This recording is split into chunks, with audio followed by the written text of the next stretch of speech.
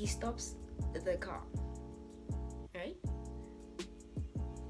How him and his friend took off their safety belts was like an alert for me to start running. Because first and foremost, if you are driving the car and you want my number, why is your friend also taking off his safety belt? Wait, no. Something within me was like, babes,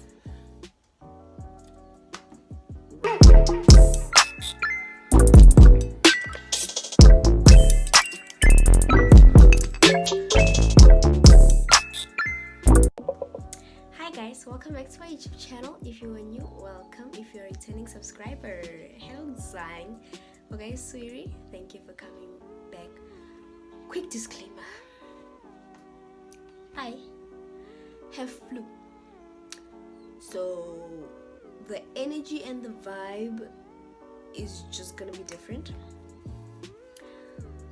because breathing takes a lot of energy, it turns out. So but yeah, I have to make a video for you guys because I can't miss me, I'm that consistent one. So I actually feel much better than I did yesterday and the day before and the day before. So yeah, in today's video I'm going to be telling you guys a story about how I nearly got abducted. I know I also have that story. It's actually very scary that most women in South Africa have that story. Just think about it, like most women in South Africa have the I have been abducted or I almost got abducted story. Sick. But anyway, here is my story. 2017, I was still in Madrid. As I said in my other videos, that I used to attend this other school called Pearson, formerly known as NGI. So, got my second year, which was in 2017, on the 10th of May. Yeah, it was on the 10th of May. I was living in Madrid, and No! I went to school, normal day, I wake up, I go to school. And then between 12 and 3 I had like a period, a break on that specific day. I forgot what day it was, but on that specific day I had like a 3-hour break. So I told my friend, I'm like, friend, let's go to my place and go eat there, because I stayed like up the road. And I'm like, let's just go to my place and go eat there and chill a bit, because I'm tired of chilling here on campus for 3 hours. Meanwhile, I could be chilling on my bed, you know? And then she's like, why don't you live far? I'm like, friend, what are you talking about?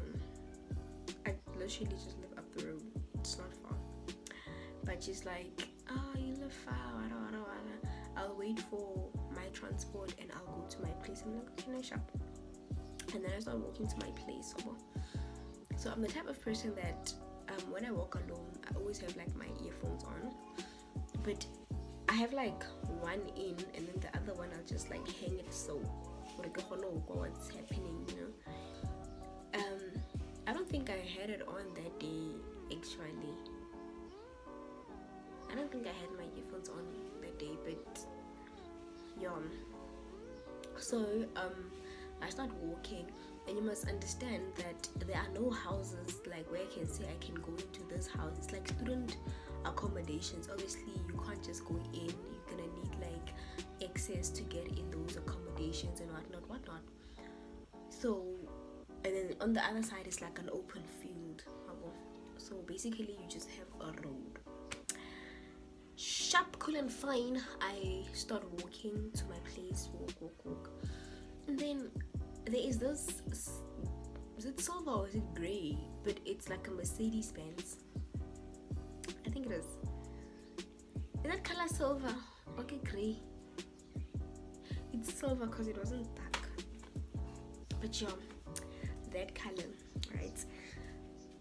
And then it's like slacking behind me, and I'm like, it's probably one of those people that will ask, do I want a lift?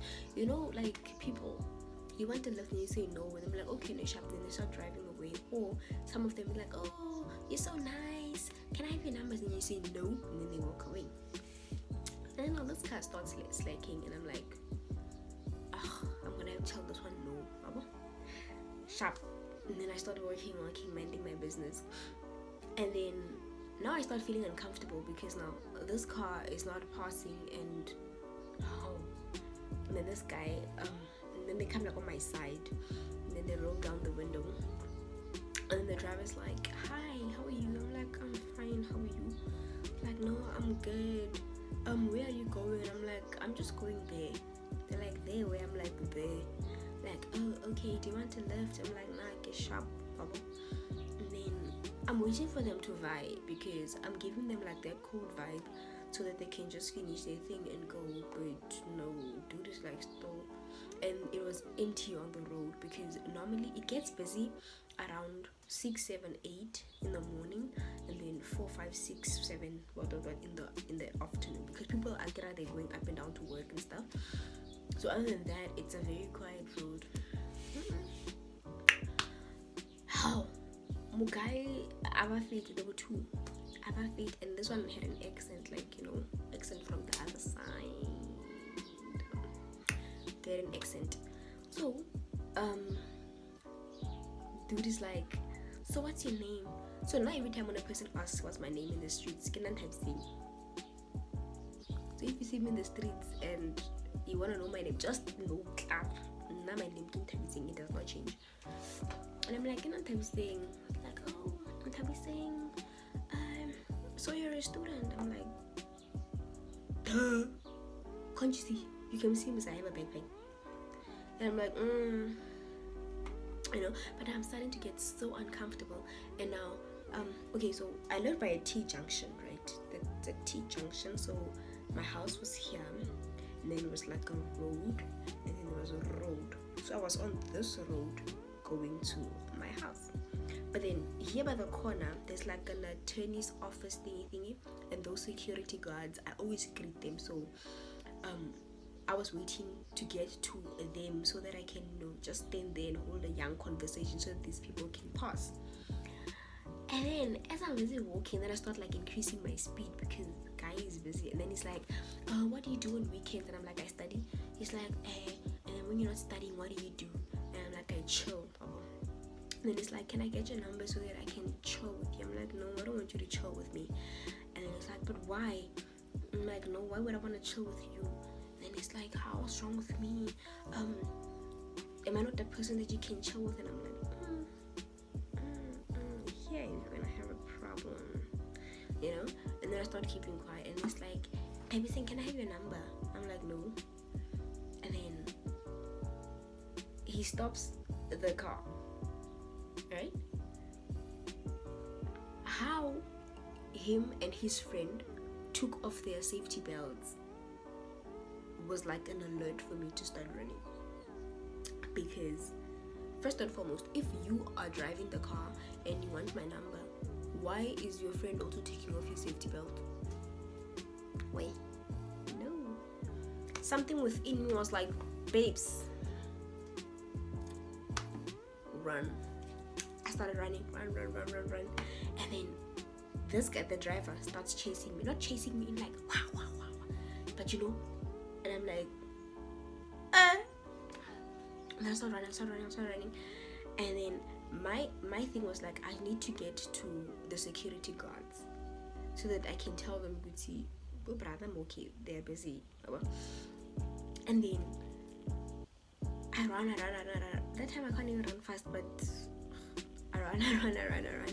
And then he's busy also here at the back of me, and the car is like in the middle of the road, and I'm like, So luckily, before I got to the security guards, a venture came in that street.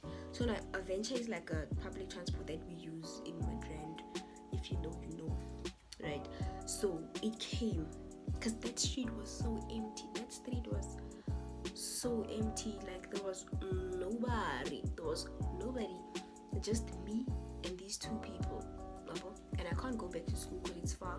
My place is also like I'm in the middle. You understand? So the venture comes and then it stops right in front of me. And then someone gets off. So when that venture stops in front of me, I also stop because I mean like there's people there. So this guy turns and he goes back to his car. When the venture leaves, I run to the security guards, right? I run to the security guards and then I want to now tell them, hey, people are chasing me at the back. And then this car, it like drives fast, very fast past me, and he's like, next time. And I'm like, what? So he says next time, and then he gets into that other road, you know, and then I have to cross that road to get to my place. Taking out my keys and unlocking the gate was the hardest part because I was shaking and I get to my place and I'm like, actually, what just happened? What just happened? It was in that moment. Then I got into my room. I locked the door. The yard is the gate is locked. The main door is locked. My bedroom door is also locked. And I'm like, what just happened? That's when like shock starts. Like, hey bruh, you almost abo. And then I start crying. I'm like, yo, bandla. And then I pray and I'm like, Lord, yo. So here's my theory, right? I believe, and you have your own opinion or whatnot, but I personally believe that the Lord sent that venture my way to save me, basically. Because I know like the venture normally uses that road, but it was like perfect timing, bro. Like it was perfect timing, and I could not be grateful enough that that venture basically saved me, because I was like still far from the security guards. This guy was gonna grab me or whatever, and then the friend was gonna drive the car and he wouldn't be watching this video at the moment. So I get to my place after crying and doing all of that. I text this other friend of mine. They took him last year, the year before, 2016. They took him at gunpoint. He was a guy. So I contact him because in 2016 he told us, we had a meeting and they were like, no, this is what happened today, what. And I'm like, oh, friend, what? He's like, yeah. So after all this shock thing, I call him and I'm like, dude, the people that took you, please describe them to me.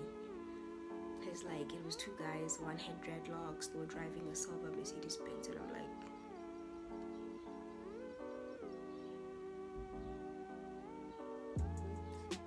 and then I'm like, dude, Pella, these people just caused a young drama here in my way.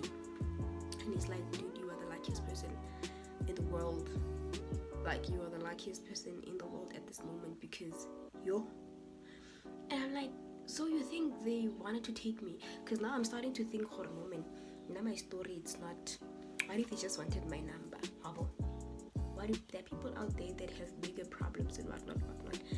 That's the thing about me. I always think, my things, they're small and people face bigger things. But in that moment, it was a big thing to me. So I'm like to him, do you think they wanted to take me? He's like, definitely they wanted to take me, because first of all, I'm a lady and I was alone and the streets was empty and whatnot.